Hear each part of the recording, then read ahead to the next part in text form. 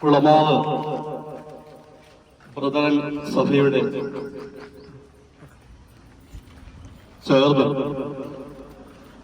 കർത്താവിനെ ആരാധിച്ചു വരുന്ന കർത്താവിന്റെ ദാസൻ ശ്രീ ജോൺ പോൾസിയസ്, അവിടെയുള്ള ദൈവജനം, ആ പ്രിയപ്പെട്ടവരോട് ചേർന്ന് വിവിധ സ്ഥലങ്ങളിൽ ദൈവത്തെ ആരാധിക്കുകയും മഹത്വപ്പെടുത്തുകയും ചെയ്തു വരുന്ന ചെറിയൊരു കൂട്ടമാണ് ഞങ്ങൾ. കുളമാവിലുള്ള മനുഷ്യരോട് മാറ്റമില്ലാത്ത ദൈവത്തിന്റെ വചനം പറയുവാനായിട്ട് ആ സഭയോട് ചേർന്നാണ് ഞങ്ങൾ ഇന്ന് ഈ 31 ഈ സ്ഥലത്ത് വരികയും ദൈവവചനം സംസാരിക്കാനായിട്ട് ആഗ്രഹിക്കുകയും ചെയ്തു. പ്രാരംഭമായിട്ട് ഒരു പാട്ട് പാടി പ്രാർത്ഥിച്ച് ഈ ശുശ്രൂഷ ചെയ്യണമെന്ന് കർത്താവിൽ ആഗ്രഹിക്കുന്നു.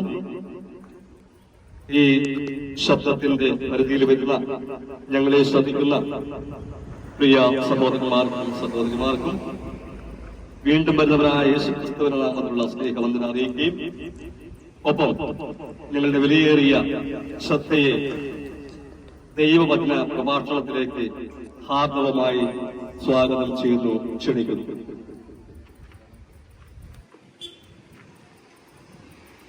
ഗീതം ഗീതം ജയ ജയ ഗീതം പാടുവിൻ സോദരരേ, ഗീതം ഗീതം ജയ ജയ ഗീതം പാടുവിൻ സോദരരേ, നമ്മളേശുരാജൻ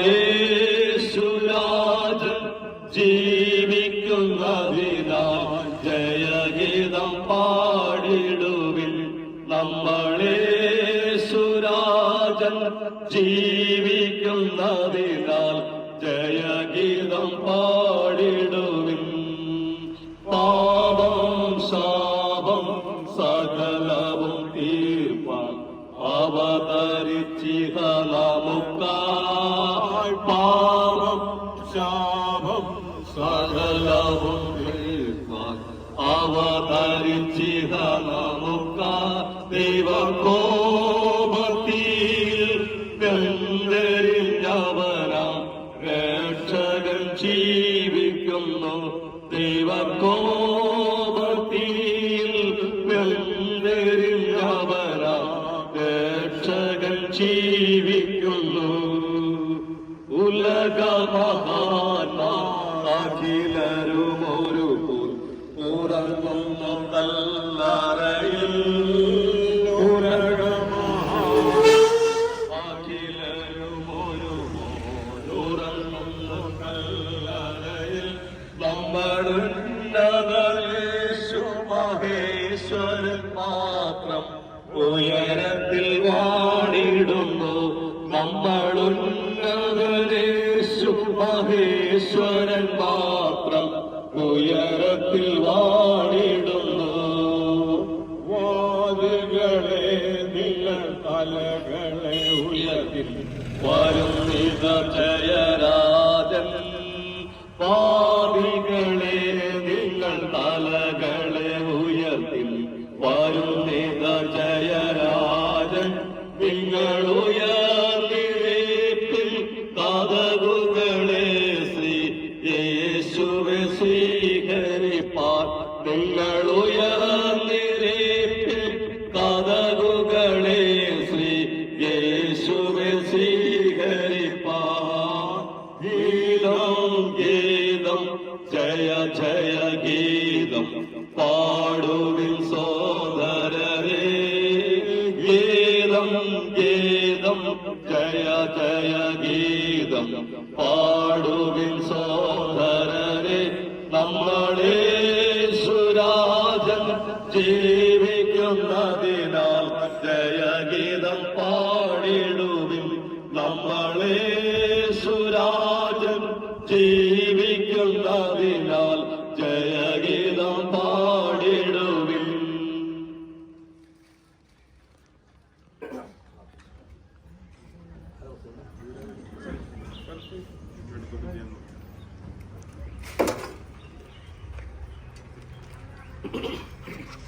ഇതൊരു ആത്മീയ ആയതുകൊണ്ട്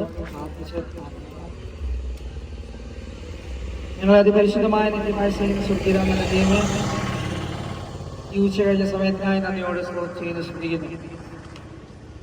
കർത്താവ്, ഈ പ്രദേശത്തിൽ വന്ന കർത്താവിന്റെ വചനം അറിയിക്കുവാൻ ഞങ്ങളെ ഇവിടെ വരുത്തിയോർത്ത് കർത്താവിനെ നന്ദി കരയേറ്റുന്നു. ഈ ദേശത്തെ ഓർത്ത് ഞങ്ങൾ പ്രാർത്ഥിക്കുന്നു.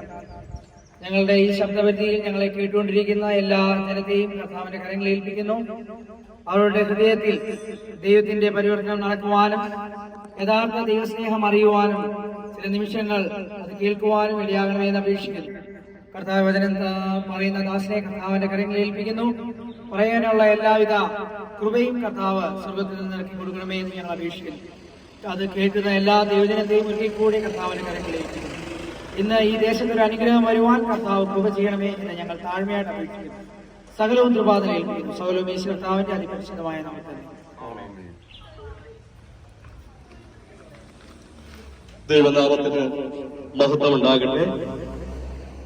ഈ മധ്യാഹ്ന സമയത്ത് ഒത്തിയരണ്ടാർ എന്ന ഈ പ്രദേശത്ത് സ്വർഗത്തിൽ എന്നേക്കും സ്ഥിരമാക്കപ്പെട്ട ദൈവത്തിന്റെ വചനം ഈ പ്രദേശത്തുള്ള ജനതയോട് പറയുവാൻ വലിയവരായ ദൈവം കൃപ ചെയ്തതോർത്ത് ദൈവത്തെ മഹത്വപ്പെടുത്തുകയും കൊടുക്കുകയും ചെയ്തു. 2 ദിവസം കഴിഞ്ഞാൽ ലോകം മുഴുവനും ലോകരക്ഷിതാവായ യേശുക്രിസ്തുവിന്റെ ജനനം കൊണ്ടാടുകയാണ്. കർത്താവായ യേശുക്രിസ്തു ഈ ഭൂമിയിൽ ജനിച്ച് 33 വർഷം ജീവിക്കുകയും തിരുവെഴുത്തിൻ പ്രകാരം മരിച്ചു അടക്കപ്പെട്ട് തിരുവെഴുത്തിൻ പ്രകാരം 3-ാം ദിവസം ഉയർത്തെഴുന്നേറ്റു സ്വർഗത്തിലേക്ക് കരയേറിപ്പോയി ഞാൻ വീണ്ടും വരുമെന്ന് പറഞ്ഞുകൊണ്ട് ഒരു ചോദ്യം എന്നെ കേൾക്കുന്ന എന്റെ പ്രിയപ്പെട്ടവരോട് ചോദിക്കാൻ ഞാൻ ആഗ്രഹിക്കുകയാണ്. കർത്താവായ യേശുക്രിസ്തുവിന്റെ ജനന മരണ അടക്ക പുനരുദ്ധാനം കൊണ്ട് നമുക്കെന്ത് പ്രയോജനമുണ്ടായി എന്നുള്ളത് ചിന്തിക്കാനായിട്ട് ആവശ്യമുണ്ട്. ബൈബിളിലെ 18ാമത്തെ പുസ്തകമാകുന്ന ഇയ്യോബ് എന്ന ഭക്തൻ ചോദിക്കുന്ന 3 ചോദ്യങ്ങൾക്ക് ദൈവ വചനത്തിൽ നിന്ന് തന്നെ ഉത്തരം കണ്ടെത്തി. ഒരു ചെറിയ ചിന്ത പറഞ്ഞ് നിങ്ങളോട് പാലിക്കാമെന്ന് കർത്താവിൽ ആഗ്രഹിക്കുകയാണ്. ഇയ്യോബിന്റെ പുസ്തകം 14-ാമത്തെ അധ്യായം അതിന്റെ 4-ാമത്തെ വാക്യത്തിൽ ഇങ്ങനെ കാണുന്നു: അശുദ്ധനിൽ നിന്നും ജനിച്ച വിശുദ്ധൻ ഉണ്ടോ? അശുദ്ധനിൽ നിന്നും ജനിച്ച വിശുദ്ധനുണ്ടോ? അതിന്റെ 10-ാമത്തെ വാക്യത്തിൽ ഇങ്ങനെ വായിക്കുന്നു: മനുഷ്യൻ മരിച്ചാൽ എവിടെ? മനുഷ്യൻ മരിച്ചാൽ എവിടെ? അതിന്റെ 14-ാമത്തെ വാക്യത്തിലേക്ക് വരുമ്പോൾ മനുഷ്യൻ മരിച്ചാൽ വീണ്ടും ജീവിക്കുമോ? മനുഷ്യൻ മരിച്ചാൽ വീണ്ടും ജീവിക്കുമോ? എന്തുകൊണ്ടാണ് ഇവിടെ മനുഷ്യൻ മരിക്കാനായിട്ട് ഇടയായിട്ട് തീർന്നത് എന്നുള്ളത് ദൈവവചനം വളരെ കൃത്യമായിട്ട് ഓർപ്പിക്കുന്നു. ദൈവത്തിന്റെ കൽപ്പന മനുഷ്യൻ ലംഘിച്ചപ്പോൾ അവൻ ആത്മീകമായി മരിക്കുകയും ദൈവത്തിൽ നിന്നും അകന്നു പോകുകയും ചെയ്തു എന്നുള്ളത് ബൈബിൾ നമ്മെ ഓർമ്മിപ്പിക്കുകയാണ്. നാം എല്ലാവരും പറയുന്നത് പോലെ ആദിമ പിതാവായ ആദമും ഹവ്വയും ആ ലംഘനം നടത്തിയത് കൊണ്ട് മനുഷ്യൻ മുഴുവനും പാപിയായി തീർന്നു. അതുകൊണ്ട് മനുഷ്യൻ ആ മരണം അവനിൽ വാടാനായിട്ടിടയായിട്ട് തീർന്നു. ദൈവത്തിൽ നിന്ന് മനുഷ്യൻ അകന്നു പോകാനിടയായി തീർന്നു. അതുകൊണ്ട് മനുഷ്യനെ ബൈബിൾ പറയുന്നു പാപി എന്ന്. അപ്പോസ്തലനായ പൗലോസ് റോമർക്ക് എഴുതിയ ലേഖനം അതിന്റെ 5-ാമത്തെ അധ്യായം 16-ാമത്തെ വാക്യത്തിൽ ഇങ്ങനെയാണ് എഴുതിയിട്ടുള്ളത്: അതുകൊണ്ട് ഏക മനുഷ്യനാൽ പാപവും പാപത്താൽ മരണവും ലോകത്തിൽ കടന്നു. ഇങ്ങനെ എല്ലാവരും പാപം ചെയ്യുകയാൽ മരണം സകല മനുഷ്യരിലും പരന്നിരിക്കുന്നു എന്ന് ആ തിരുവെഴുത്തിൽ കാണാനായിട്ട് സാധിക്കുന്നു. ദാവീദ് സങ്കീർത്തനത്തിൽ ഇങ്ങനെ എഴുതി: നീതിമാൻ ആരുമില്ല, ഒരുത്തൻ പോലുമില്ല, എല്ലാവരും വഴിതെറ്റി ഒരുപോലെ ഉള്ളരുതാത്തവരായി തീർന്നു. വീണ്ടും ദാവീദ് ആ സങ്കീർത്തനത്തിന്റെ മറ്റൊരു ഭാഗത്ത് പറയുന്നത് എങ്ങനെയാണ്: നീതിമാൻ ആരുമില്ല, ഒരുത്തൻ പോലുമില്ല. ദൈവമില്ല എന്ന് മൂഢൻ തന്റെ ഹൃദയത്തിൽ പറയുന്നു എന്ന് ദാവീദ് തന്റെ സങ്കീർത്തനത്തിൽ പറയുന്നതായിട്ട് കാണുവാൻ സാധിക്കുന്നുണ്ട്. വിശുദ്ധ തിരുവെഴുത്തിലെ 66 പുസ്തകങ്ങളിലും 31,711 വാക്യങ്ങളിലും നാം പഠിക്കുമ്പോൾ ഇങ്ങനെ കാണുന്നു, സകല മനുഷ്യരും പാപത്തിന്റെ ശിക്ഷയായ മരണത്തിന് അധീനരായി തീർന്നുവെന്ന് കാണാൻ സാധിക്കുന്നു. എന്താണ് പാപം? പാപത്തിന്റെ നിർവചനം എന്താണ്? ദൈവം ചെയ്യാൻ പറഞ്ഞ കാര്യങ്ങൾ ചെയ്യാതിരിക്കുകയും ചെയ്യരുത് എന്ന് പറഞ്ഞ കാര്യങ്ങൾ ചെയ്യുകയും ചെയ്യുന്നതാണ് പാപം എന്ന് പറയുന്നത്. പാപത്തിന്റെ നിർവചനം എന്ന് പറയുന്നത് ദൈവം ചെയ്യാൻ പറഞ്ഞ കാര്യങ്ങൾ ചെയ്യുകയും ചെയ്യരുത് എന്ന് കൽപ്പിച്ച കാര്യങ്ങൾ ചെയ്യുന്നതുമാണ് പാപം. അതുകൊണ്ട് ദാവീദ് 148-ാം സങ്കീർത്തനം 6-ാമത്തെ വാക്യത്തിലേക്ക് പറയുമ്പോൾ ഇങ്ങനെയാണെന്ന്: ലംഘിക്കരുതാത്ത ഒരു നിയമം അവൻ വെച്ചിരിക്കുന്നു, ലംഘിക്കരുതാത്ത ഒരു നിയമം വെച്ചിരിക്കുന്നു.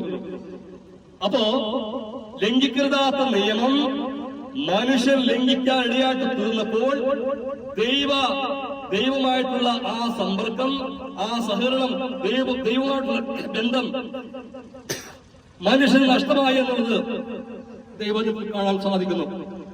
അവിടെയാണ് മാനവ ജനത ആ പാപത്തിന്റെ ശിക്ഷയാകുന്ന മരണത്തിന്റെ അടിമത്തത്തിൽ വീണ്ടെടുക്കുവാനായിട്ട് സ്വർഗത്തിന്റെ ഉന്നതങ്ങളിരുന്നവൻ മനുഷ്യനായിട്ട് ഈ ഭൂമിയിലേക്ക് വരാനായിട്ട് ഇടയാടുന്നു. അതാണ് ക്രിസ്തുമസ് നമ്മെ ഓർമ്മിപ്പിക്കുന്നത്.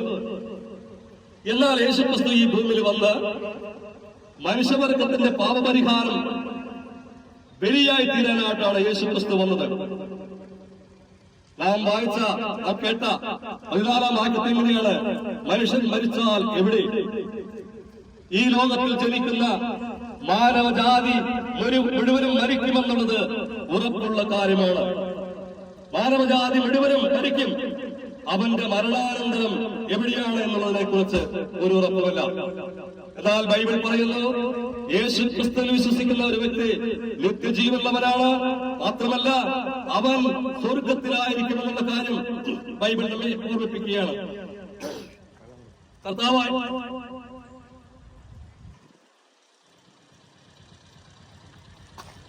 കർത്താവായ യേശു ക്രിസ്തു ഈ ഭൂമിയിലായിരുന്നപ്പോൾ മരിച്ചുപോയ 4 വ്യക്തികളെ ഉയർപ്പിച്ചതായിട്ട് ബൈബിളിൽ കാണാനായിട്ട് സാധിക്കുന്നു.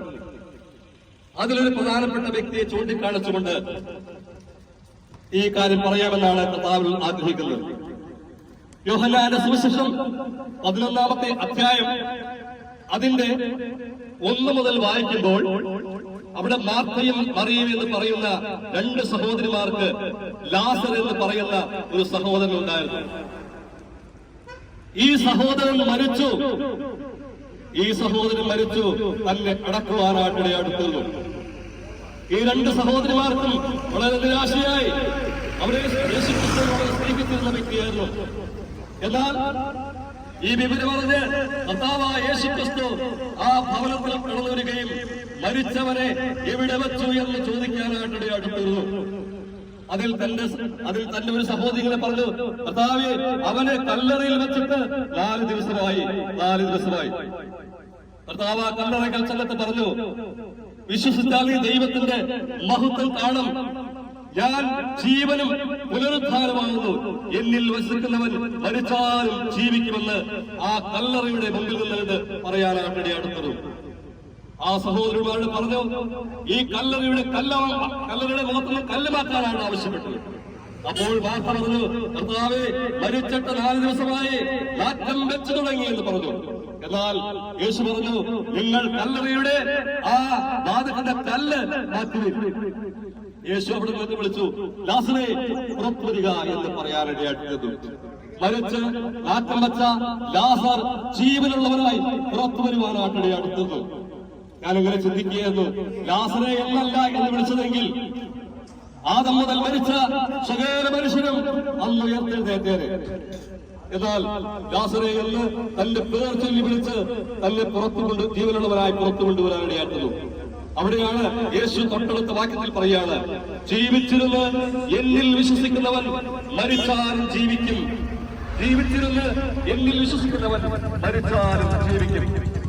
ഈ 26 പ്രദേശത്ത് വസിക്കുന്ന എന്റെ പ്രിയ സഹോദരങ്ങളെ, നാം ക്രിസ്മസ് കൊണ്ടാടുന്ന ഈ സുദിനത്തിൽ യേശുക്രിസ്തു ഈ ഭൂമിയിൽ ജനിച്ച് മരിച്ചടക്കപ്പെട്ട് 40 ദിവസത്തോളം ഇവിടെ ജീവിക്കുകയും 500 അധികം ആളുകൾക്ക് പ്രത്യക്ഷനാകുകയും ചെയ്തു. എന്നിട്ട് സ്വർഗത്തിലേക്ക് കരയേറിപ്പോയി കണ്ടതില്ല 2 ദൂതന്മാർ പറഞ്ഞു, അല്ലയോ ഗലീല പുരുഷന്മാരെ, നിങ്ങൾ ആകാശത്തിലേക്ക് നോക്കി നിൽക്കുന്നതെന്ന് നിങ്ങളെ വിട്ട് സ്വർഗ്ഗാരോഹണം ചെയ്ത യേശു പോയതുപോലെ മടങ്ങി വരും എന്ന് പറയാനായിട്ടടിയാടുന്നു. പ്രിയപ്പെട്ടവരെ, കർത്താവായ യേശു ക്രിസ്തുവിനോട് മനുഷ്യന്റെ പാപങ്ങളെ പറഞ്ഞുപേക്ഷിച്ച് ആ കർത്താവായ യേശു ക്രിസ്തുവിനെ രക്ഷിതാവും കർത്താവിനോട് സ്വീകരിക്കുന്ന വ്യക്തിക്ക് ദൈവ പൈതലായി തീരുവാൻ കഴിയുമെന്നുള്ളത് വിശുദ്ധ ബൈബിൾ പഠിപ്പിക്കുകയാണ്. യോഹന്നാന്റെ സുവിശേഷം അതിന്റെ 1-ാമത്തെ അധ്യായം 12-ാമത്തെ വാക്യത്തിൽ ഇങ്ങനെ പറയുന്നു, അവനെ കൈക്കൊണ്ട് അവന്റെ നാമത്തിൽ വിശ്വസിക്കുന്ന ഏവർക്കും ദൈവമക്കൾ ആകുവാൻ അവൻ അധികാരം കൊടുത്തുകൊണ്ട് കാണാനായിട്ട് സാധിക്കുന്നു. പ്രിയപ്പെട്ടവരെ, അങ്ങനെ ആ ക്രിസ്തുവിൽ വിശ്വസിച്ച് ദൈവ മകളായി തീർന്ന വ്യക്തിക്ക് നിത്യജീവൻ ലഭിക്കുമെന്ന് മാത്രമല്ല, അവൻ വിട്ടുപിരിഞ്ഞാൽ ക്രിസ്തുവിനോട് കൂടെയായിരിക്കുമെന്നുള്ള ഉറപ്പ് ദൈവവചനത്തിൽ നമുക്ക് കാണാനാണ് സാധിക്കും. കൃപയാൽ 1995 ഈ സുവിശേഷ പ്രസംഗം കേൾക്കാനിടയായിട്ട് തീർന്നപ്പോൾ എനിക്ക് മനസ്സിലായ ഒരു കാര്യം, ഞാൻ മരിച്ചാൽ എന്റെ ആത്മാവ് നിത്യമായ നരകത്തിലേക്ക് പോകും.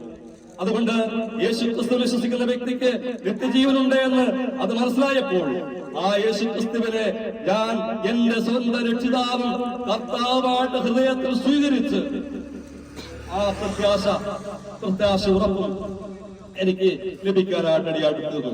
അതുകൊണ്ട് എന്നെ കേൾക്കുന്ന എന്റെ പ്രിയ സഹോദരങ്ങളെ, നിങ്ങൾ ഇതുവരെയും യേശു ക്രിസ്തു വിശ്വസിക്കാതെയാണ് മുന്നോട്ട് പോകുന്നതെങ്കിൽ നിങ്ങളുടെ ലോകം മാറ്റപ്പെട്ടാൽ നമ്മെ കാത്തിരിക്കുന്നത് നിത്യമായ നരകമാണ്. എന്നാൽ യേശു ക്രിസ്തു വിശ്വസിക്കുന്ന ഒരു വ്യക്തിക്ക് അവനെ വിശ്വസിക്കുന്ന ഒരു വ്യക്തിക്ക് നിത്യജീവനുണ്ട്. സ്വർഗത്തിൽ അവന്റെ പേരെഴുതും. സ്വർഗത്തിൽ സകല ആത്മീക അനുഗ്രഹത്താൽ യേശു ക്രിസ്തു അനുഗ്രഹിക്കപ്പെടും. ഈ ലോകത്തിൽ ജീവിക്കുമ്പോൾ സമാധാനമായി സന്തോഷമായി അവന് ജീവിക്കാനായിട്ട് സാധിക്കും.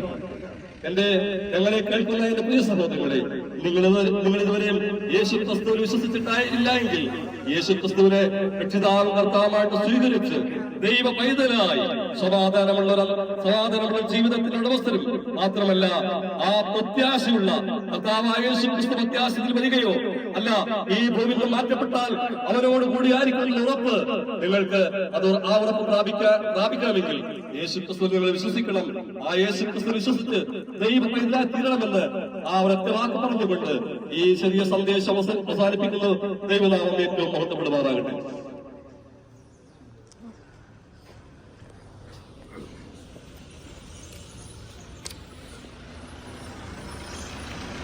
ഞങ്ങളെ ശ്രദ്ധിക്കാം. എല്ലാ പ്രിയപ്പെട്ടവർക്കും കർത്താവായ യേശുക്രിസ്തുവിന്റെ നാമത്തിലുള്ള സ്നേഹവന്ദനം അറിയിച്ച് പ്രാർത്ഥിച്ച് ഞങ്ങൾ ഇവിടുത്തെ ശുശ്രൂഷ അവസാനിപ്പിക്കുകയാണ്. സ്വർഗീയ പിതാവാം ദൈവമേ, അടിയങ്ങൾക്ക് ഈ ഉച്ച കഴിഞ്ഞ സമയം ഈ ദേശത്ത് കർത്താവിന്റെ വചനം അറിയിക്കുവാൻ അങ്ങ് പാപികളെ തേടി വന്ന രക്ഷകനാണ്. പാപവും മരണവും പരിഹരിക്കുവാൻ ദൈവത്തിന് മാത്രമേ കഴിയുകയുള്ളൂ. കർത്താവേ, അങ്ങ് സാക്ഷാൽ ദൈവമാണ്, മനുഷ്യനായിട്ട് വന്നു. മനുഷ്യന്റെ പാപം അങ്ങയുടെ ശരീരത്തിൽ വഹിച്ചുകൊണ്ട് അങ്ങ് ക്രൂശിന്മേൽ കയറി. അങ്ങയുടെ അടിപ്പിണരുകളാൽ ഞങ്ങൾക്ക് സൗഖ്യം വന്നു. ആ ഉന്നത സത്യം ഈ ദേശത്ത് അറിയിക്കുവാൻ അങ്ങ് പ്രസാദിച്ചതോട് സ്തോത്രം. കർത്താവിനെ മഹത്വപ്പെടുത്തിക്കൊണ്ട് കർത്താവെ അടിയങ്ങളത് അറിയിക്കുകയായിരുന്നു. അങ്ങ് എല്ലാം അറിയുന്ന ദൈവമാകിയാൽ സ്തോത്രം. ഈ ദേശത്തോട് അങ്ങ് കരുണ കാണിക്കണമേ. ദേശവാസികൾക്ക് അങ്ങയുടെ വചനം വിശ്വസിക്കാനും അനുസരിപ്പാനും അങ്ങേ സ്വീകരിച്ച് നിത്യ ജീവൻ പ്രാപിക്കുവാനും അങ്ങ് പ്രസാദിക്കണമേ. അങ്ങ് ഈ ദേശത്തോട് കരുണ കാണിക്കണമേ എന്ന് പ്രാർത്ഥന സ്വീകരിച്ചതോർത്ത് സ്തോത്രം. ഞങ്ങളുടെ കർത്താവും ഞങ്ങളുടെ രക്ഷിതാവുമായ യേശു ക്രിസ്തുവിന്റെ വിലയേറിയ നാമത്തിൽ തന്നെ ആമേൻ.